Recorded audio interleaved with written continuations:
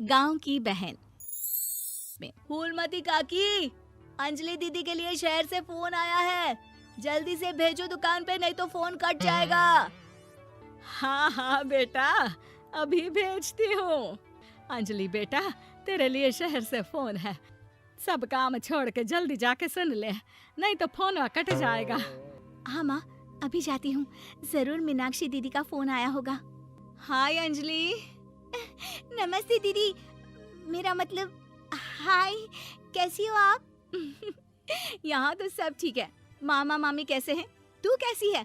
मेरे तो एग्जाम्स होने वाले हैं, हर रोज कॉलेज जाना पड़ता है, lectures, extra classes, private coaching. ओ मैं तो इतना थक जाती हूँ, क्या बताऊँ।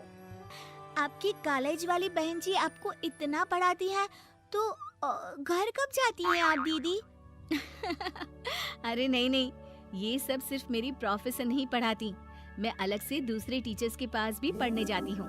दीदी फिर तो आप बहुत थक जाती होगी ना, आप ना पैदल मत जाया करो, टांगा ले लिया करो दीदी।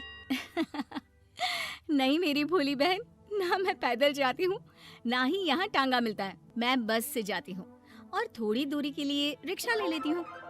सच्ची? वहाँ पर टांगे नहीं, बस चलती है? वाह, वो भी हर रोज?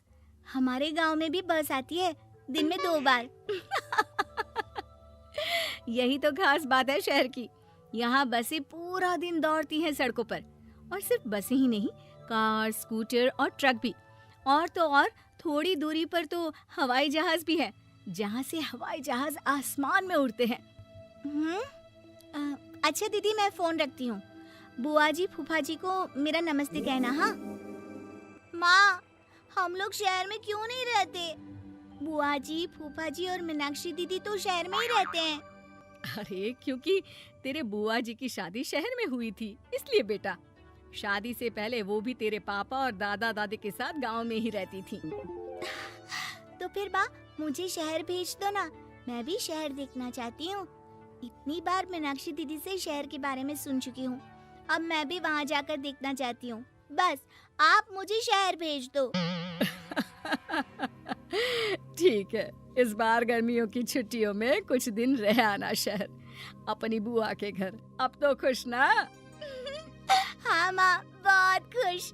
आप देखना मैं शहर जाके कितने मजे करती हूँ। अंजलि अगले दिन स्कूल जाती है और वहाँ अपने सारे दोस्तों को अपने शहर जाने की बात बताकर चिढ़ाती है। अरे श्रद्धा, शीतल, सरोज, तुम लोग इन गर्मियों की छुट्टियों में कहाँ जा रही हो? एकादशी वाले गांव के मेले में। हम तो दूसरे गांव में नानी के घर जाएंगे, उनका घर नहर के किनारे है, बड़ा मजा आएगा। हम इस बार कहीं नहीं जा रहे, बल्कि हमारे घर में रहने के लिए मेहमान आएंगे। और तू? अरे मेरा क्या है, मैं तो बस पास वाले शहर जा रही हूँ, अपनी बुआ जी के घर, वहीं रहूंगी कुछ दिन। तुम लोग चिंता मत करना, मैं चिट्ठी लिखूंगी तुम सबको वहाँ से। पापा मुझे तो चक्कर आ रहे हैं, जी घबरा रहा है। बेटा, शहर आने की जिद भी तो तूने ही की थी, अब पहली बार बस में चढ़ी है तो यही होना था, भुगतो अब।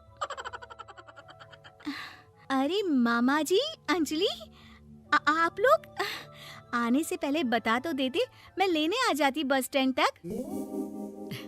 आओ आओ भैया, आओ बेटी अंजलि। माँ बुआ जी कैसे हैं वहाँ, और भाभी कैसी हैं? सब ठीक है, बस अंजलि जिद कर रही थी कुछ दिन आप लोगों के साथ रहने की, सो छोड़ने आ गया। दीदी, आप मुझे शहर घुमाने ले जाओ ना, मुझे भी शहर देखना है। हाँ हाँ चल, तैयार हो जा जल्दी से।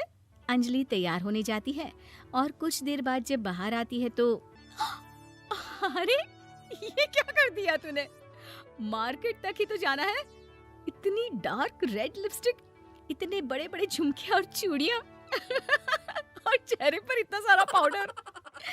मेरी बहन, ऐसे नहीं चलेगा, जा और ये सब हटा के आ। अरे कैसे, क्यों?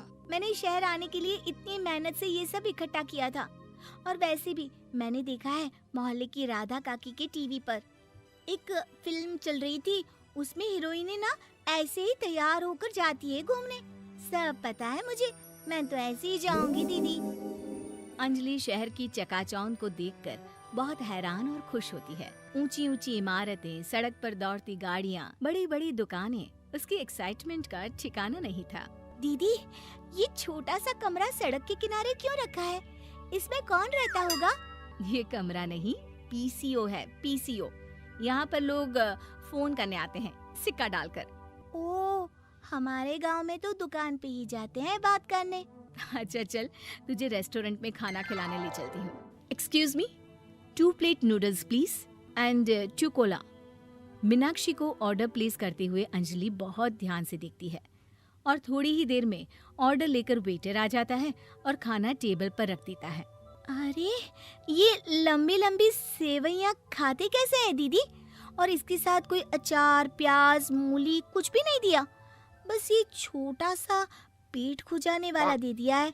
गांव में तो छोटे छोटे चावल ही होते हैं जो कि हाथ से ही खा लेती हूँ। अब इसे कैसे खाऊं दीदी?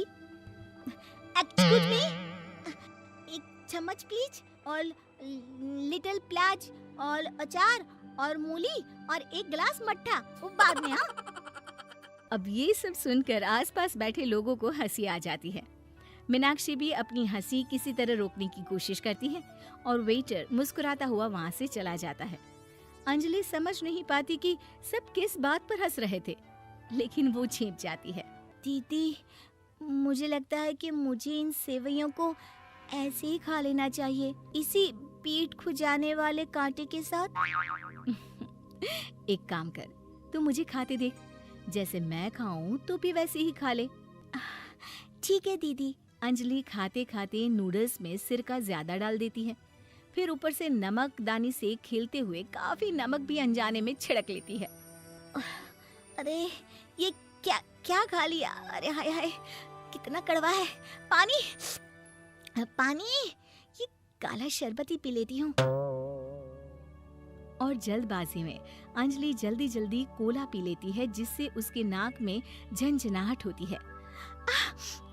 दीदी, मुझे ले चलो यहाँ से। मैं ये सब शहरी खाना नहीं खा सकती।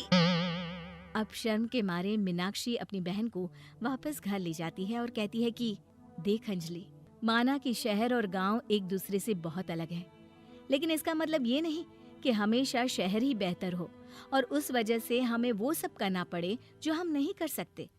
शहर में सहूलतें तो हैं ही, पर चुनौतियां भी हैं। हम जहाँ भी रहें, हमें कभी अपने आप को कम या ज्यादा नहीं समझना चाहिए।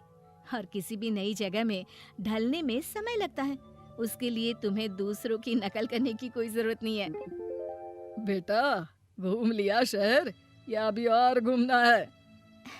नहीं पापा, मैं अपनी गलती समझ गई हूँ। आप गांव ही ले चलिए मुझे।